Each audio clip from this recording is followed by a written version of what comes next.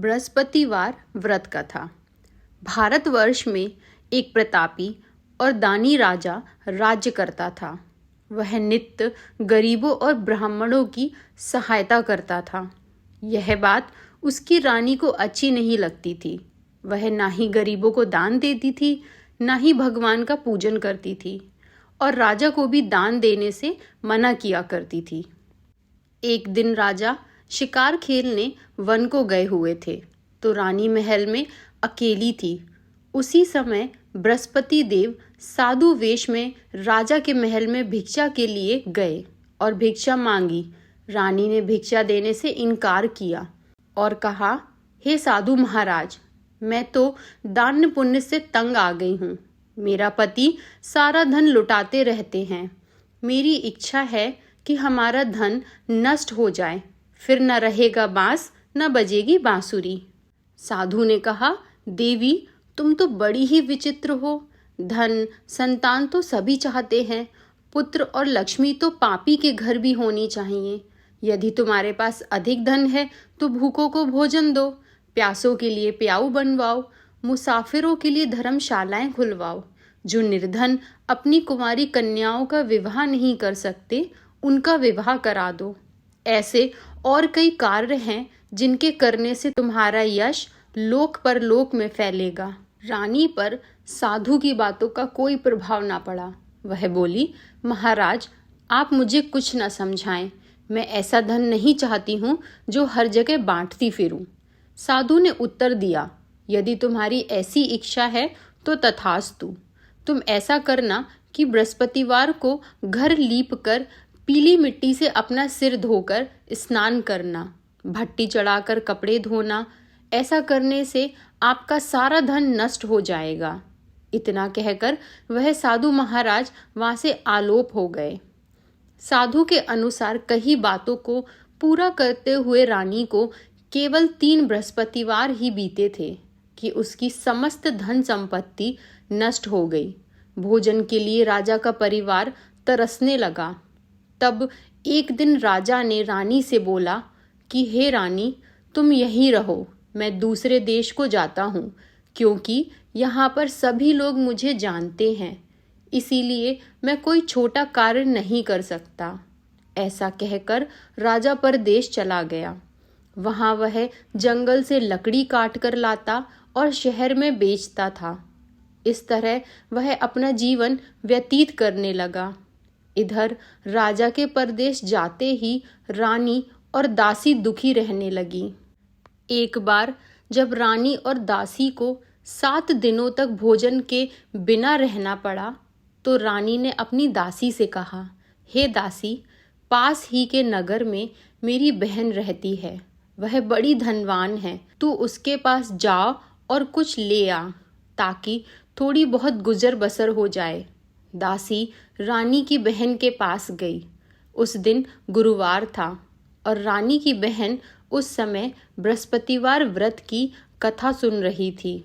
दासी ने रानी की बहन को अपनी रानी का संदेश दिया, लेकिन रानी की बड़ी बहन ने कोई उत्तर नहीं दिया। जब दासी को रानी की बहन से कोई उत्तर नहीं मिला तो वह दुखी हुई और उसे क्रोध भी आया। दासी ने वापस आकर रानी को सारी बात बताई, जिसे सुनकर रानी ने अपने भाग्य को कोसा। उधर रानी की बहन ने सोचा कि मेरी बहन की दासी आई थी, परंतु मैं उससे नहीं बोली, इससे वह बहुत दुखी हुई होगी।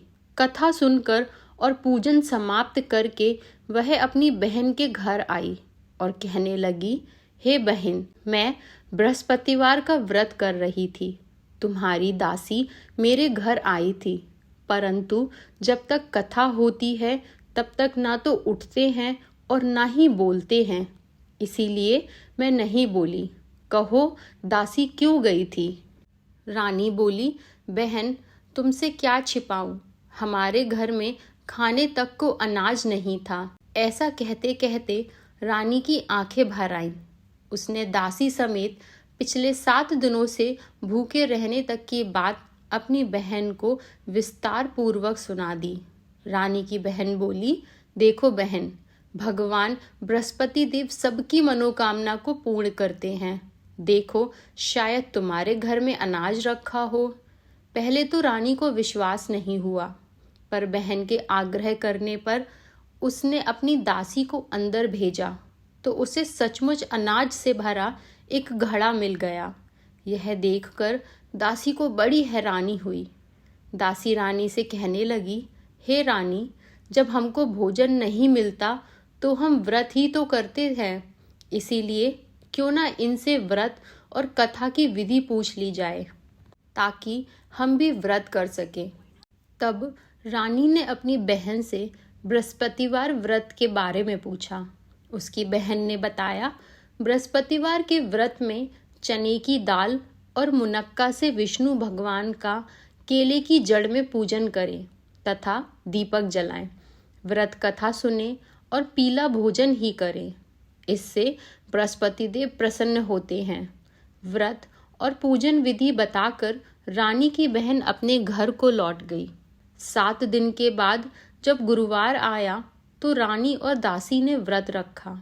घुड़साल में जाकर चना और गुड़ लेकर आए, फिर उससे केले की जड़ तथा विष्णु भगवान का पूजन किया। अब पीला भोजन कहाँ से आए, इस बात को लेकर दोनों बहुत दुखी थे। चूंकि उन्होंने व्रत रखा था, इसीलिए बृहस्पति देव उनसे प्रसन्न थे।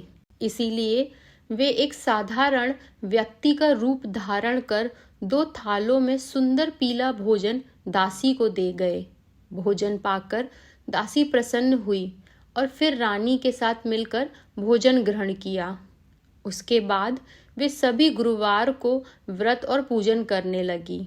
बृहस्पति भगवान की कृपा से उनके पास फिर से धन संपत्ति आ गई, परंतु रानी फिर से पहले की तरह आलस्य करने लगी। तब दासी बोली, देखो रानी, तुम पहले भी इस प्रकार आलस्य करती थी। तुम्हें धन रखने में कष्ट होता था, इस कारण सभी धन नष्ट हो गया, और अब जब भगवान बृहस्पति की कृपा से धन मिला है तो तुम्हें फिर से आलस्य होता है। रानी को समझाते हुए दासी कहती है कि बड़ी मुसीबतों के बाद हमने यह धन पाया है, इसीलिए हमें दान पुण्य करना चाहिए, भूखे मनुष्यों को भोजन कराना चाहिए और धन को शुभ कार्यों में खर्च करना चाहिए, जिससे तुम्हारे कुल का यश बढ़ेगा, स्वर्ग की प्राप्ति होगी और पितृ प्रसन्न होंगे।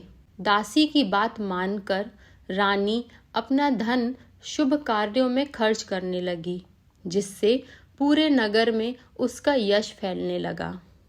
तो दोस्तों, यह थी बृहस्पतिवार की व्रत कथा। हम आशा करते हैं आपको यह कथा अच्छी लगी होगी। ऐसी ही और रोचक कथाओं के लिए हमारे चैनल को सब्सक्राइब करें और वीडियो अच्छा लगा हो तो लाइक और कमेंट ज़रूर करें।